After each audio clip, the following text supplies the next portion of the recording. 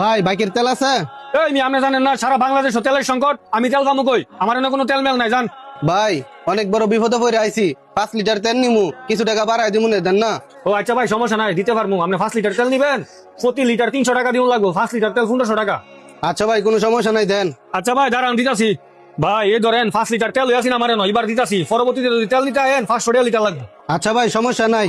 এই ধরেন আপনার 5 লিটার তেলের দাম 1500 টাকা। এই দিনে যে তেল পাইতাছি এটাই আমার জন্য অনেক।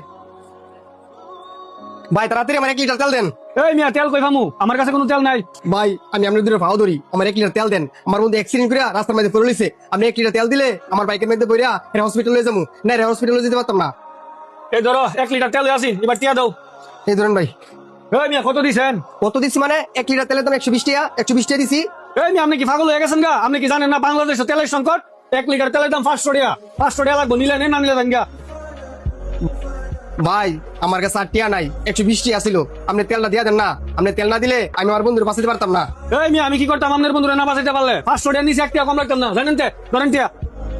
মানুষের বিপদের সময় এমন করতে নাই, আপনার বিপদ দিতে পারে, এই কথাটা মাথায় রেখেন। আরে যা, জ্ঞান দিতে হয়েছে। তোর মতো কত কাস্টমার আইবার যাইবো।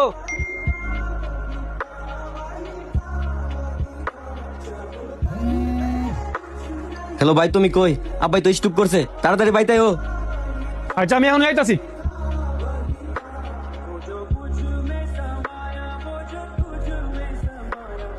আরে কি ব্যাপার, হঠাৎ করে গাড়ি স্টার্ট লইতাছে না কি লাগে? আরে গাড়ি তেল নাই।